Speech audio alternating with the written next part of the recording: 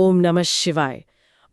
आज के स्रोतों की गहन चर्चा में हम इतिहास के एक ऐसे पन्ने को पलटने वाले हैं जो शायद हमारी पूरी सोच को ही बदल दे। बिल्कुल, और ये विषय है ही इतना गहरा और सोचने पर मजबूर करने वाला।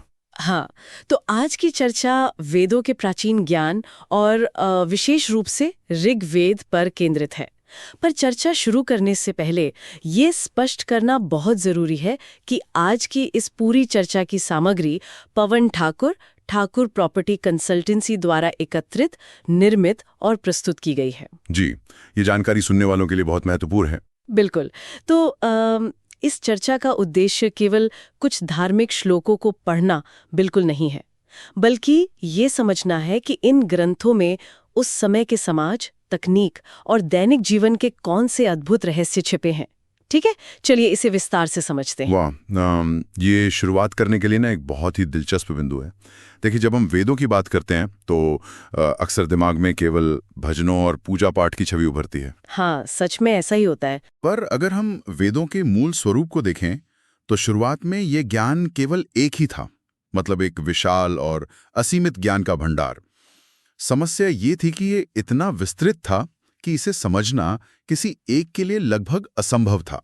तो फिर इसे बांटा गया होगा? जी बिल्कुल, इसे इसके साहित्यिक रूपों के आधार पर 4 हिस्सों में बांटा गया, जैसे कि पद्य यानी कविता, गद्य यानी सीधा पाठ और गान यानी संगीत। इनमें से ऋग्वेद मुख्य रूप से पद्य प्रधान है। अच्छा, मतलब ये पूरी तरह से कविताओं पर आधारित है। और जहां तक मुझे पता है, ये दुनिया की किसी भी भाषा की सबसे प्राचीन पुस्तक मानी जाती है। इसमें कुल 10 मंडल है ना? हाँ, बिल्कुल सही कहा। और इन 10 मंडलों की जो संरचना है वो अपने आप में एक क्रमानुसार यात्रा है। अगर हम इसके माध्यम से जाएं तो हम देखते हैं कि ये समाज कैसे विकसित हुआ। दिलचस्प है। शुरुआती मंडलों में अग्नि, इंद्र, वरुण, मित्र, अश्विनी कुमारों, मरुत और सूर्यदेव की स्तुति की गई है। और सबसे अहम बात, ये प्रार्थनाएं किसी रहस्यमयी दुनिया के लिए नहीं है। यहीं पर मुझे हमेशा एक सवाल परेशान करता है। मतलब जब हम इन स्तुतियों को देखते हैं तो इनमें बहुत ही व्यवहारिक मांगे हैं, जैसे धन, संतान, स्वास्थ्य और शत्रुओं से रक्षा की प्रार्थना। हाँ बिल्कुल। तो क्या हम इसे सिर्फ भगवान की प्रार्थनाओं की किताब मान लें, या फिर क्या ये आज के समय के किसी सर्वाइवल और प्रॉस्पेरिटी गाइड जैसा है? यहाँ जो बात सबसे अधिक आकर्षित करती है वो ये है कि ये केवल स्तुति नहीं है। डॉक्टर गंगा साहेब शर्मा द्वारा अनुदित जो सायण भाष्य है ना, उसके अनुसार ये उस युग के अत्यधिक विकसित और समृद्ध समाज की एक विस्तृत खिड़की है। अच्छा, सायण भाष्य। जी, कोई भी सोच सकता है कि भाष्य क्या होता है। इसका अर्थ है एक ऐसी टिप्पणी जो मूल श्लोकों के गूढ़ अर्थों को खोलती है। सायण ने इन मंत्रों का सीधा और व्यवहारिक अर्थ निकाला है। तो सायण के अनुसार हम एक ऐसे समाज को देख रहे हैं जो केवल जंगलों में बैठकर ध्यान नहीं कर रहा था। बिल्कुल नहीं, वो अपना जीवन बहुत ही सक्रिय रूप से जी रहे थे। सायण भाष्य हमें बताता है कि उनके संघर्ष, उनके पेशे और उनकी सफलताएं कैसी थी। यहाँ बात सच में बहुत दिलचस्प हो जाती है, और मैं थोड़ा अचरज में भी हूँ, क्योंकि ग्रंथों में स्पष्ट रूप से कुछ ऐसी तकनीकों का उल्लेख है जो हैरान कर देती हैं। जैसे आकाश में उड़ने वाला बिना घोड़ों का रथ, या फिर 100 पतवार वाली विशाल नाव, और सबसे हैरान करने वाली बात, युद्ध में पैर कट जाने पर लोहे का नकली पैर लगाना, मजबूत कवच और लोहे के द्वार। हाँ, ये विवरण सच में चौंकाने वाले हैं। इसके साथ ही अश्विनी कुमारों द्वारा अंधे को आंखें देना और बूढ़े को फिर से जवान बनाने का भी जिक्र है। अब क्या ऐसा नहीं हो सकता कि अनुवाद में कोई गलती हुई हो, या ये महज कोई काव्यात्मक कल्पना हो? देखिए, ये संदेह बहुत ही स्वाभाविक है, लेकिन यहाँ सोचने वाली बात यह है कि ऋग्वेद में जिस सूक्ष्मता के साथ आम शिल्पों और व्यवसायों का वर्णन है, वो इसे पूरी तरह से कल्पना मानने से रोकता है। आम शिल्पों से आपका मतलब क्या है? मेरा मतलब है कि अगर कोई ग्रंथ केवल चमत्कार लिख रहा है तो वो बुनाई करने वाले जुलाहों की बात क्यों करेगा? हाँ। ऋग्वेद में बहुत ही स्पष्ट रूप से जुलाहों, घड़ा बनाने वाले कुम्हारों और जटिल रथ बनाने वाले रथकारों का जिक्र है। ओहो। हाँ, और सुनारों की भी बात की गई है।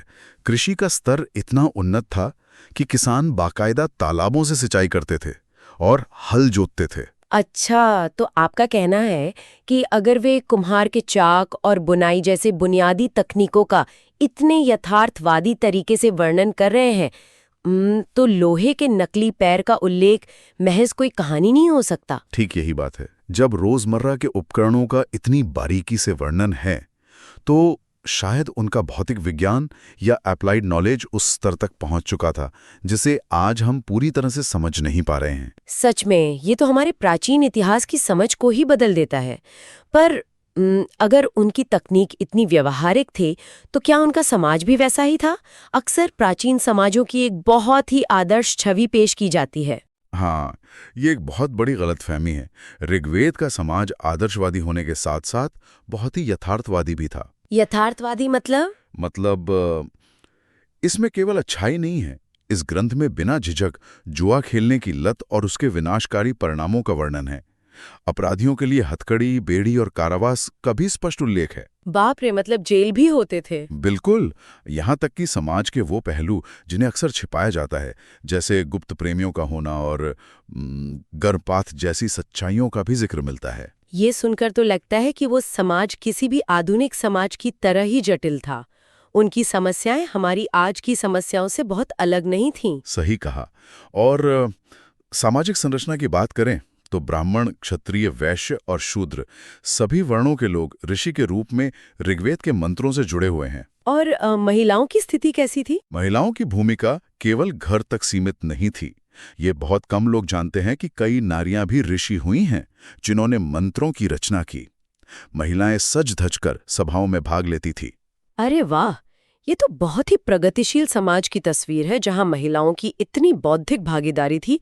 पर क्या उनकी ये प्रगति सिर्फ भौतिक स्तर पर थी? नहीं, बिल्कुल नहीं। वे मानते थे कि मानव जीवन और ब्रह्मांड आपस में जुड़े हुए हैं। इंसान के कर्म और देवताओं यानी प्रकृति के बीच एक लेनदेन चलता रहता है और इसका मुख्य माध्यम था यज्ञ।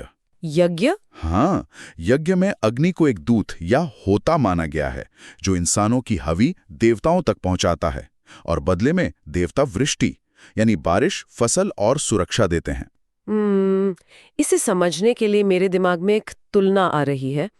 क्या हम यज्ञ की तुलना एक प्राचीन क्लाउड सर्वर नेटवर्क से कर सकते हैं? अरे वाह, ये तो बहुत ही दिलचस्प विचार है।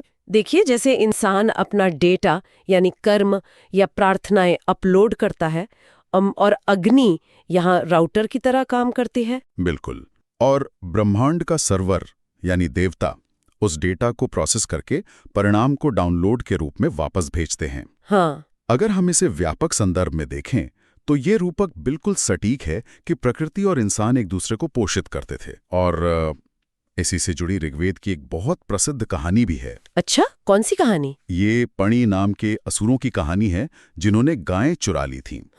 गायों का अर्थ यहाँ ज्ञान और प्रकाश से भी है। तो फिर क्या हुआ? तब अंगिरा गोत्र के ऋषियों ने इंद्र के लिए हवि प्रस्तुत की। इंद्र ने मंत्रों और यज्ञ की शक्ति से अंधकार को नष्ट किया और सरमा की मदद से उन गायों को वापस पाया। सरमा देवताओं की एक खोजी दूत थी। क्या अद्भुत कहानी है। तो यज्ञ वो माध्यम था जिससे ब्रह्मांडीय शक्तियों से सहयोग लिया जाता था। बिल्कुल, लेकिन ये ज्ञान केवल ऋग्वेद तक सीमित नहीं है। तस्वीर पूरी करने के लिए हमें बाकी वेदों को भी देखना होगा। हाँ, ऋग्वेद के बाद यजुर्वेद आता है ना जी। यजुर्वेद गद्य प्रधान है। ये यज्ञों की व्यवहारिक प्रक्रियाओं और उपकरणों पर केंद्रित है। इसमें पुरुष जैसे आध्यात्मिक ज्ञान की बात है। और इसके बाद सामवेद। इसके बारे में मुझे पता है कि ये गान प्रधान है। मतलब इसमें संगीत है। एकदम सही। सामवेद 7 स्वरों का विज्ञान है। इसमें ऋग्वेद के ही मंत्रों को संगीतबद्ध किया गया है। इसके 2 मुख्य रूप थे, ग्रामगान और अरण्यगान। अरण्यगान जंगलों की शांति के लिए डिजाइन किया गया था। मतलब ये एक तरह की साउंड थेरेपी थी। बिल्कुल, आप इसे ऐसा ही कह सकते हैं।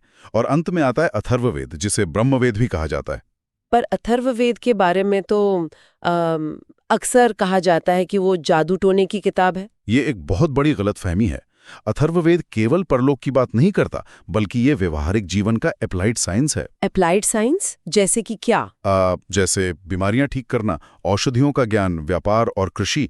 इसमें परिवार की शांति के लिए शांतिक पौष्टिक कर्म है और शत्रुओं को बेअसर करने के लिए आभिचारिक कर्म। अच्छा, तो ये सिर्फ सोचने के लिए नहीं बल्कि समाज के कल्याण के लिए था। तो इसका कुल अर्थ क्या है? इसका अर्थ है कि हमारे पूर्वजों ने ज्ञान को केवल सिद्धांतों में नहीं बांधा, बिल्कुल। उन्होंने उसे संगीत, तकनीक और रोजमर्रा की जिंदगी के साथ पिरो दिया था। जी, और इसीलिए आज के दार्शनिक बहसों में ये ज्ञान इतना महत्वपूर्ण है। ये अंधविश्वास नहीं, बल्कि जीवन जीने की एक प्रगतिशील कुंजी है। बिल्कुल सही बात है। ऋग्वेद की उन्नत कविताओं और समाज से लेकर अथर्ववेद के व्यावहारिक विज्ञान तक ये पूरा ज्ञान वाकई मानवता की नींव है। इसमें कोई शक नहीं है। तो चर्चा को समाप्त करने से पहले एक ऐसा विचार है जिस पर शायद सभी को गहराई से सोचना चाहिए। आज की चर्चा में हमने ऋग्वेद में उल्लिखित लोहे के नकली पैर और बिना घोड़ों के उड़ने वाले रथों के बारे में सुना। हाँ। सोचने वाली बात यह है कि क्या ये बातें महज एक अत्यधिक रचनात्मक और कल्पनाशील समाज की काव्यात्मक उड़ानें थीं, या फिर क्या हम इतिहास के उस कालखंड में अपने पूर्वजों की तकनीकी क्षमताओं को समझने में कोई बहुत बड़ी भूल कर रहे हैं? ये सच में एक बहुत बड़ा सवाल है। क्या कुछ ऐसा था जो समय के साथ हमेशा के लिए खो गया? खैर, इस गहरे सवाल के साथ हम आज की इस स्रोतों की गहन चर्चा को यहीं समाप्त करते हैं। जी। इस गहरी खोज में समय देने के लिए बहुत बहुत धन्यवाद, और पवन ठाकुर तथा ठाकुर प्रॉपर्टी कंसल्टेंसी को इस बेहतरीन प्रस्तुति के लिए एक बार फिर से श्रेय और धन्यवाद। ओम नमः शिवाय।